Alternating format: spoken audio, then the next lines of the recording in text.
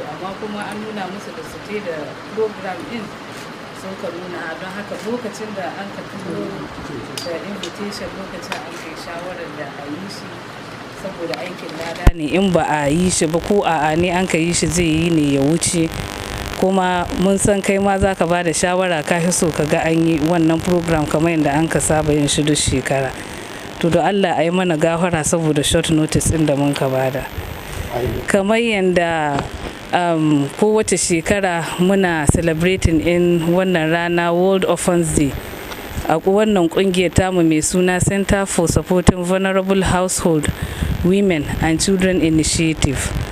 To muna yi ne saboda mu tunatar da jama'a cewa ciyar da marayu ko taimakonsu ko kuma gajiyayyu ƙananan yara ko kuma ma waɗanda ba su da uwayen yara ɗin ko a'a ne ba sai an samu kuɗi da yawa ba ko ba sai mutum ya zama miloniya ba zai iya taimakawa.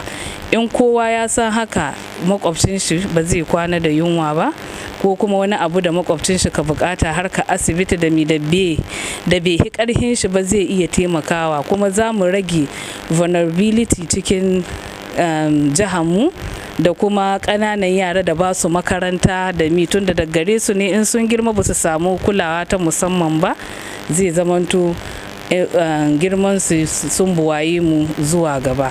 To wannan tunatarwa ce da yake dai kullun marayun kamar slogan mu da muka cewa we are always there for you kullum ana tare da su amma komi ana so ana dan rinka tunatarwa wanda bai da masaniya kan wani abu sai ga ashe ko dan abu kaɗan yayi ma yaro ko ya taimaka yana iya taimakon shi to shine musabbabin yau wannan rana ta marayu da muka saba yi shine muka ce bari mu hara zuwa mu kawo maka gaisuwa daga nan za mu wuce asibiti sai kuma gidan rediyo shi ma da aka faɗakarwa wasu na can za su same mu nan don an ba mu karhe 12 suna nan lokaci yayi sun wuce su yi to tare da fatan mai martaba babanmu ya fahimci mu kuma ya mana gafara kan short notice inda aka bada.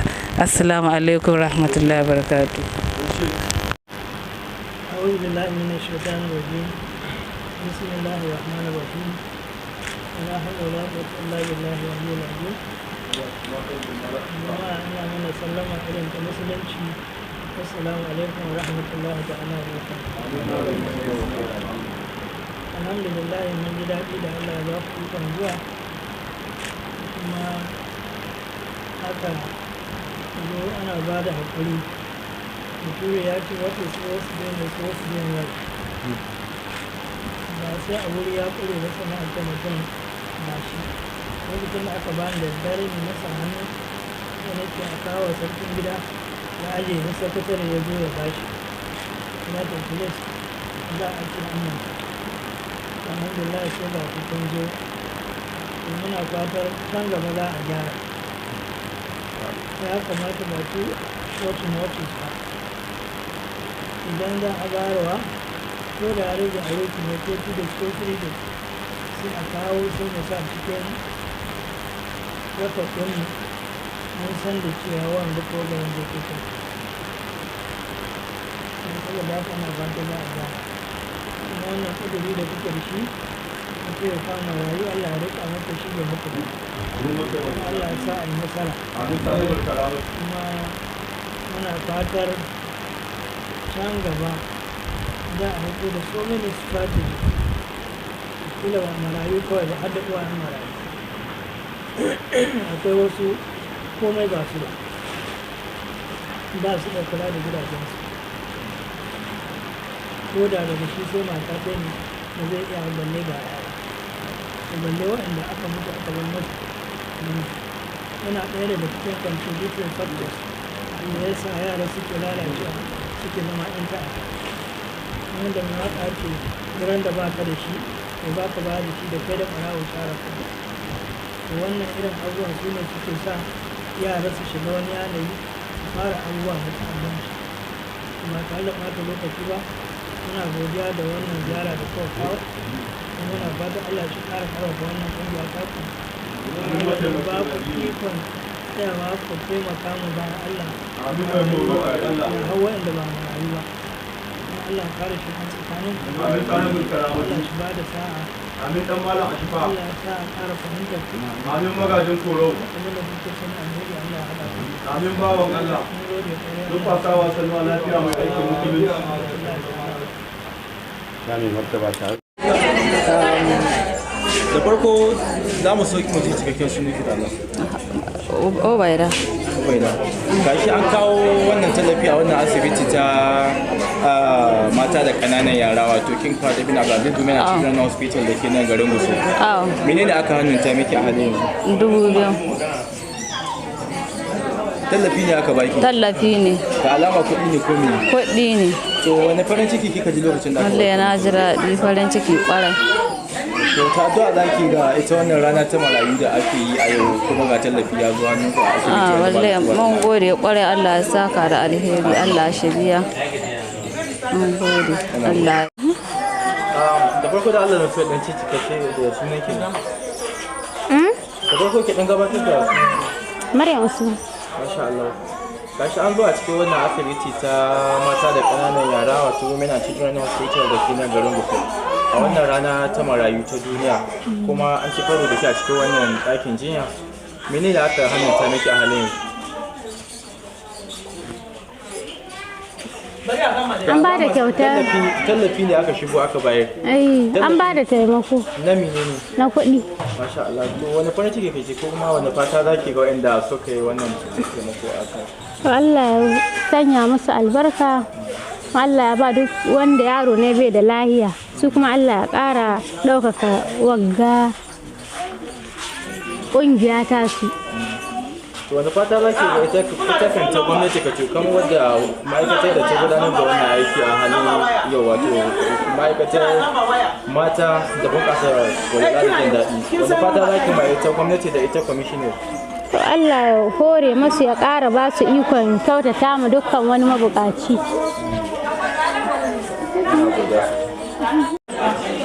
Allah zan so ki dan gabatar da sunanki.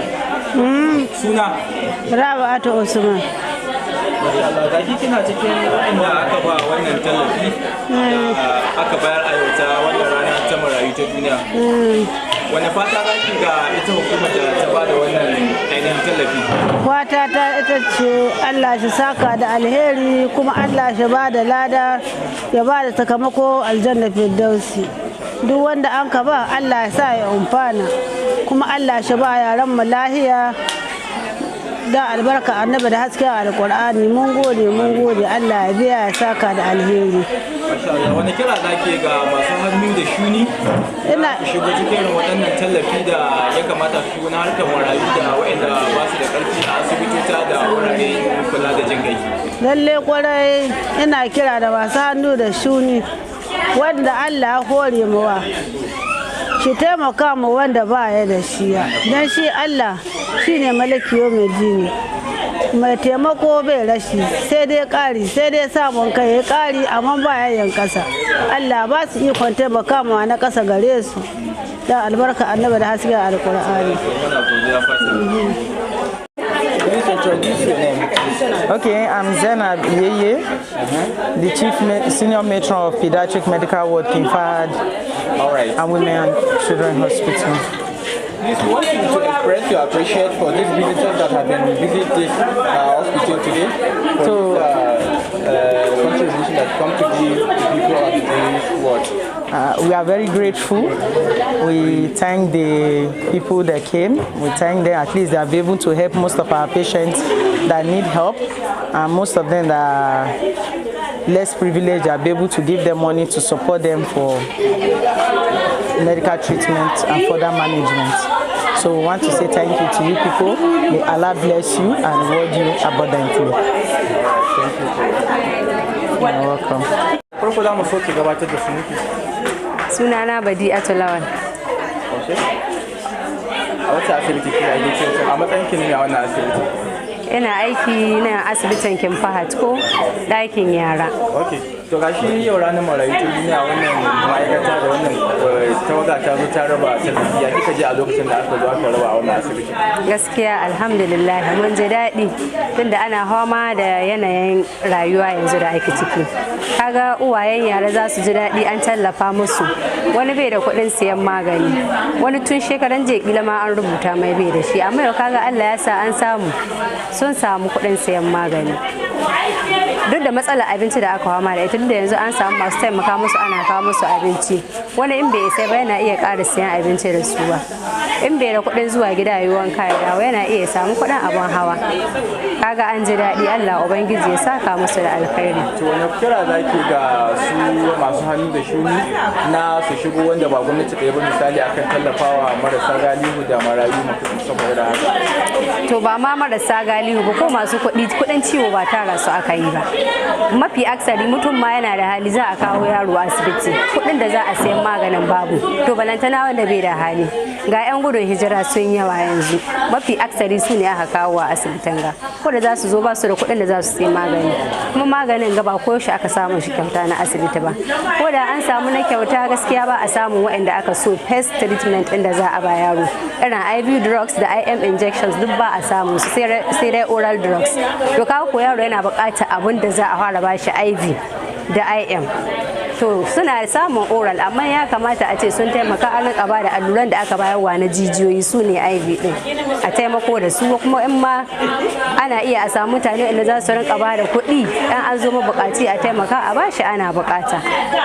Da masu kuɗi da talaka, maraya wajibi ne a taimaka mai, bai da uba, wani bai da uwa, wani ma tsintar shi an kai, bai da wanda zai taimaka mai. To ina kira ga 'yan uwa musulmi inda adda hali su rinka taimakawa, in ka yi lada biyu ka samu nan duniya, lahira kuma ka samu lada.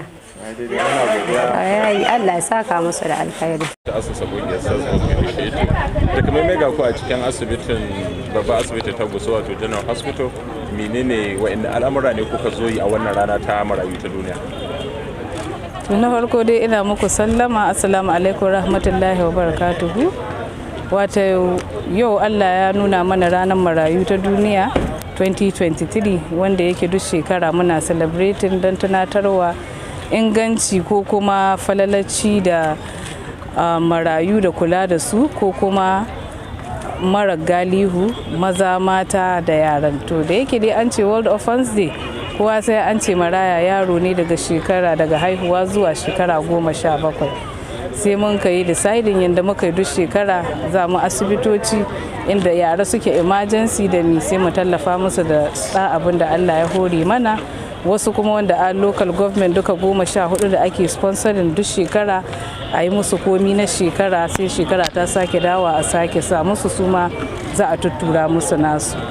To shine yau ga munan cikin General Hospital Gusau mai suna Farida General Hospital, mun shigo mu ba yara, in ce ma mun gama, mun hara da emergency, mun yi pediatric. Kuma dalilin yin haka shine don mu sanar da jama'a, ba don wai a yi a gani ba ko kuma a ga kayi, a'a, ka just like yadda aka wa'azi ana tunatar da mutane wannan na da kyau wanga bai da kyau. To shi na sa in kun lura abin da mun ka sa, we are always there for you, which means we are not just there for just a day, no, we are always there for them. To shi na sa mun ka zo nan saboda mu tallafa musu. Mun gama da Samaru, mun ka yi nan, saura kuma marayun suna can suna jira mu inda za mu ba tallafin abinci da uwayensu duk suna nan. Mara lahiya kuma yanzu mun gama da su, kuma muna fatan abinda muka so da ƙudurinmu ya yi ya watsu, cewa idan kana da, ba sai kana da kuɗi ba, ko makwabci kake, ko da kwana abinci ne, ko mutum slippers sai ka bukata, dan abu kaɗan ma ko ruwa ne ka bada mutum na bukata, mabukaci ko maraye, to ka dai rage wani abu da zai sa mutum ya yi wani tunani har ya aikata wani babban abu. Sannan kuma kamar yadda muka sani yara ne, in ba a kula da su ba, to su ne ka girma su zama mana wani abu da za mu kasa. In ban mance ba a 2019 akwai wani sayin da muka yi cewa the children you fail to care for will never let you be in peace. To exactly irin wanga abun ne, amma insha Allah muna wata saura, kamar dai kowace shekara ba wai kungiyar mu ce ke celebrating ba, da yawa suna yi tun muna yi mu kadai har ya zo ya zamanto in muna yi zaka ga kungiya 10 har ya zo babu iyaka bila adadin.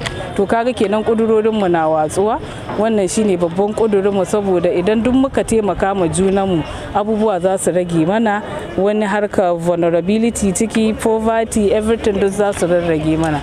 To da a takaice dai wannan shine makasudin wannan taro da wannan abu da muka zo. A wannan rana imanin yara nawa ne kuka tallafa? To a wannan question irin kamar yadda ku kuna biye da mu, asibitoci ne muka shiga, duk yaron da muka gani kan gado sai mun bada. So ba counting muka yi ba, kamar dai ku kun ga yadda muka yi, mun gama da emergency kamar nan muka shiga pediatric, also samu ruma haka muka shiga. So we can't count, ba mu san ko nawa ba ne. Su ma waɗanda a can gida muna can gwargwado baki inda abu ya tsaya, su ma waɗanda ke can ofis suna jiran mu, haka za a yi musu. Irin wayannan programs ba su yiwuwa dole sai da kuɗi. A ina kuke samun wayannan kuɗaɗe da kuke tallafa ma marasa ƙarfi daga ciki? To ai in ka lura za ka ga group mu akwai ma'aikata 'yan kasuwa, ko ma'aikatan ma da 'yan kasuwa da ma'aikatan gwamnati, daraktoci duk ga su nan. To mukan ɗan yi taxing in kanmu sai mu yi wannan tun da shekara ce, ko every month za ka gansu duk nan duk ga su nan kewaye da mu staff in, kowa na ba shi taku gudunmuwa, kuma kuna ba da taku gudunmuwa. To da ƙarshe wani kira zaki ga masu hannu da shuni ire-iren wayannan ƙungiyoyi na su zo su ci gaba da irin tallafa ya kasance? To abin da zai kira ga masu hannu da shuni, wanda ya sani ko kuma wanda ka so ya yi, wannan dai sun gani abin da aka ce mu, ba wanda zai taba badawa ya rasa, ba wanda kuma zai taimaki wani ya rasa. Don haka muna kira gare su da koda mutanen da around them ne, da Allah su rinka taimaka musu da little, ba wai sai sun ce suna da su ko sai an dauki nauyi da yawa ba. Basic needs in mutum shine za a taimaka mishi, wanda zai san yayi surviving bai cikin matsala. To muna godiya. To na gode.